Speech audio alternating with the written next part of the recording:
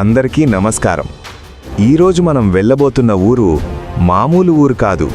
ఇది ఒక జలదుర్గం.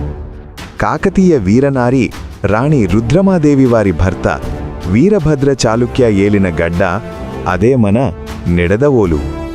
ఈ వీడియోలో మన ఊరి గత వైభవమేంటో, ఇక్కడున్న ప్రత్యేకత ఏంటో మొత్తం చూసేద్దాం. చివరి వరకు చూడండి మావా.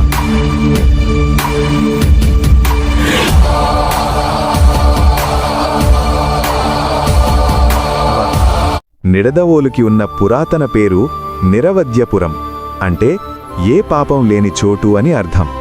చాళుక్య రాజులు దీన్ని ఒక వాటర్ ఫోర్ట్లా నిర్మించారు. ఒకప్పట్లో ఇక్కడ నిండుగా 108 శివాలయాలు ఉండేవి. అంటే మన ఊరి గత వైభవమేంటో అర్థం చేసుకోవచ్చు.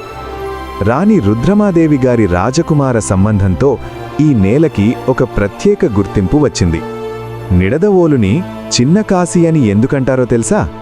మన కెనాల్ రేవు దగ్గరున్న శివాలయాలు చూస్తే మీకు ఆ ఫీల్ వస్తుంది. కోట సట్టెమ్మ అమ్మవారి దీవెనలు, గోలింగేశ్వర స్వామి గుడి ప్రశాంతత. ఈ ఊరు ఒక పుణ్యక్షేత్రం. డిసెంబర్లో వచ్చే సట్టెమ్మ అమ్మవారి తిరునాళ్లు అంటే మన ఊళ్ళో ఒక పెద్ద పండగే.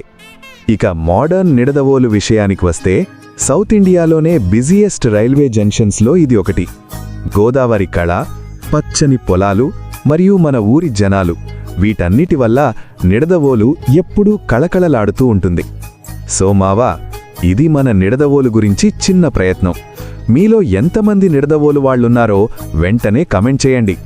వీడియో నచ్చితే లైక్ చేసి మన ఊరి గొప్పతనం అందరికీ తెలియజేయండి.